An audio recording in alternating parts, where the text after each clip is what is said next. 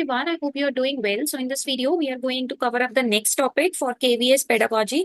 So ये class 10 होने वाली है. इसके साथ साथ हम इन टॉपिक्स को कवर करने के बाद इनके MCQs भी ट्राई करेंगे. इससे ये चेक हो जाएगा कि आपकी कितनी लर्निंग हुई है. Right, so let's start with the video. And one more thing, if you have not seen the syllabus, तो पहले अपने सामने सिलेबस रखिए. एक्चुअली जो सारी वीडियोज है वो सिलेबस वाइज ही हो रही है. सो assessment of learning. So assessment के बारे में आज इस वीडियो में हम जानेंगे कि असेसमेंट ऑफ लर्निंग में क्या है. It refers to the process of evaluating student at the end of the instructional unit. Right, यानी ये एक तरीके की समेटिव असेसमेंट है. जब आप लास्ट में ले रहे हो, अब इसमें कोई इंप्रूवमेंट नहीं हो सकता है ना. सो एक ये बोल सकते हो कि आप स्टूडेंट की अचीवमेंट को सर्टिफाई कर रहे हो. आपने कोर्स कर लिया, आपको सर्टिफिकेशन मिल गया, रिपोर्ट कर रहे हो पेरेंट्स को, टीचर्स को, स्टूडेंट्स को, बच्चे की इफेक्टिवनेस को, पूरे प्रोग्राम की इफेक्टिवनेस को कि बच्चे ने पूरे प्रोग्राम में कितनी लर्निंग की, कितना उसको समझ में आया. और often use for grading, promotion, placement, ठीक है, इन सब में काम में आता है. और अगर हम देखें, सो assessment tools with curriculum standards and objectives को हमेशा ही ध्यान में रखना है. मतलब कोई भी असेसमेंट ऐसा नहीं होना चाहिए जो करिकुलम स्टैंडर्ड्स को फुलफिल ना कर पाए. जब भी हम कोई भी टेस्ट ले रहे हैं, असेसमेंट ले रहे हैं, तो वैरायटी ऑफ टूल्स हो सकते हैं. राइट, यूज कर सकते हैं ओरल, रिटन, है ना, या फिर हैंड्स ऑन एक्सपीरियंस से वो जो लर्निंग हुई. बट समेटिव में ऐसा नहीं होगा. सो समेटिव में क्या होगा, जब उसने बच्चे ने सीख लिया, उसके बाद बच्चे ने खुद से किया. जैसे कोई एक्सपेरिमेंट भी आप बच्चे को सिखा रहे हैं, आपने ड्यूरिंग द ईयर बच्चे को सिखाया और एट द एंड आपने उसका एग्जाम ले लिया. That is your summative assessment और assessment of learning. Fairness, transparency, objectivity बताता है और मेक श्योर करता है और प्रोवाइड करता है क्लियर क्राइटेरिया और रुब्रिक्स होने चाहिए आपके पास. पहले रुब्रिक्स ये होता है कि एक मार्किंग स्कीम आपके पास पहले से होनी चाहिए. Next is assessment for learning. For से हम क्या सीखते हैं, formative. So it's a formative assessment. ये पूरे साल चलती है, बच्चा पूरे साल लर्न करता है, पूरे साल उसकी इंप्रूवमेंट होती रहती है.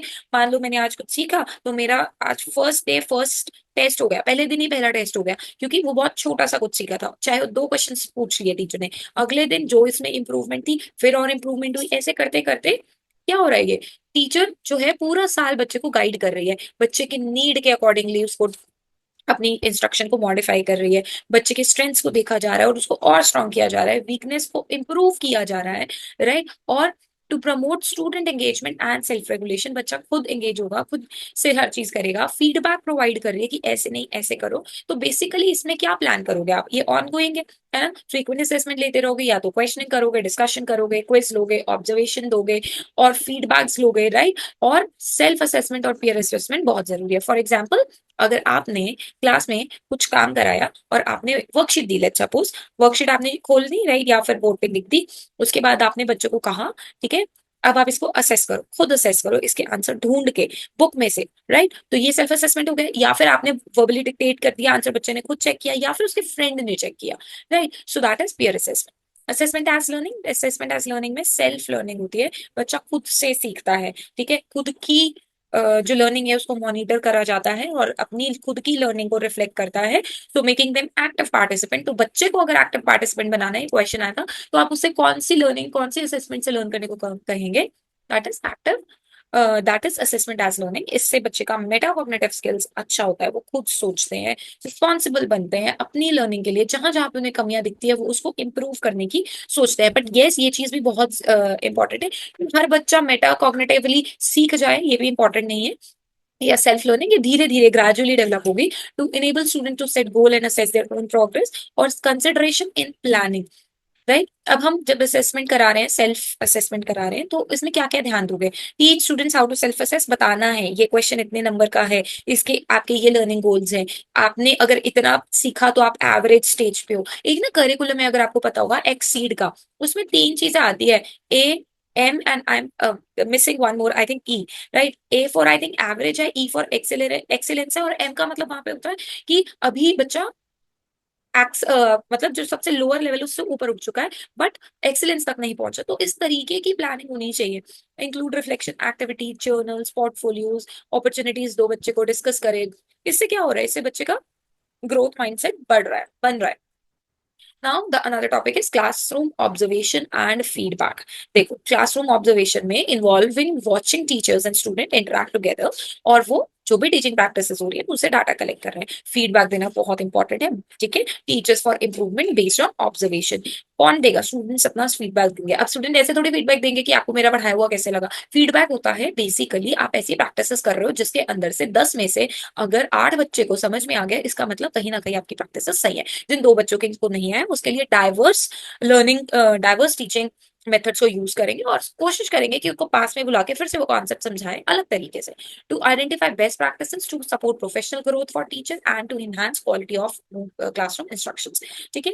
Observation should be non threatening and development. देखो कभी भी कोई भी ऑब्जर्वेशन है ऐसी क्लास में नहीं होना चाहिए कि आप उसमें डर का माहौल बना के रखो।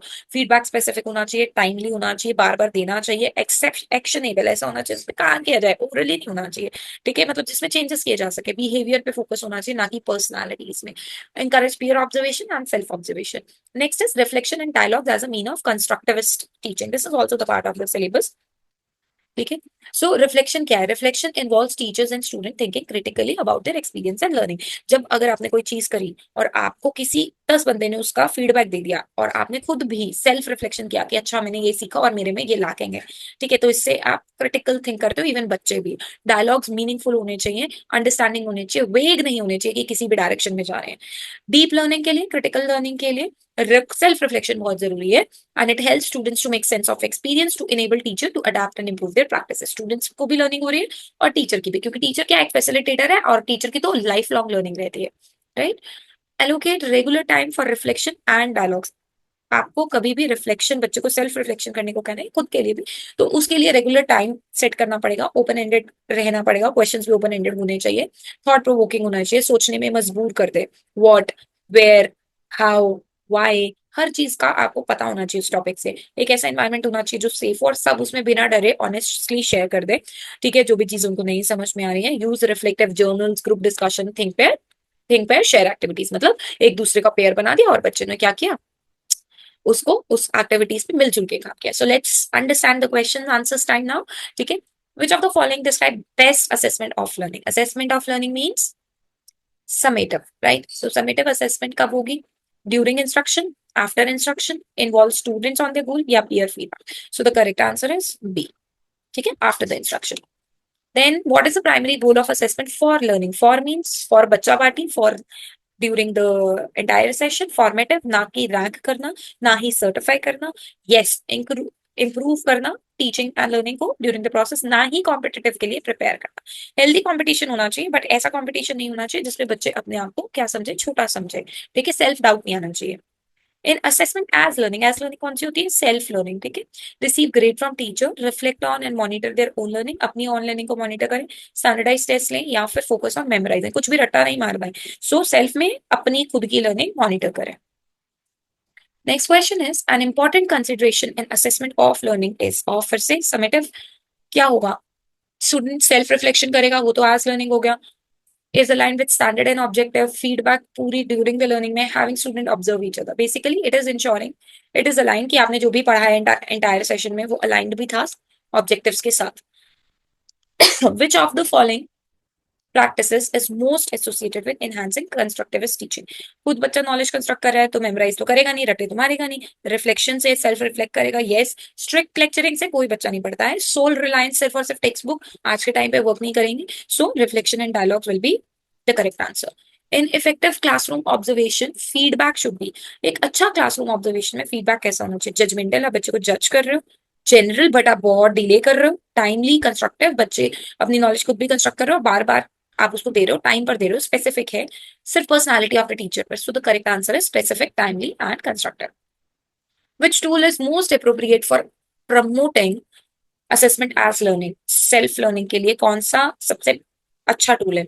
And of the year standard test, learning journal, summative examination paper, final project presentation evaluated only by the teacher. So this question act as your homework. So if you're really liking the series and the efforts, so please do like, share and subscribe. Thank you so much for watching.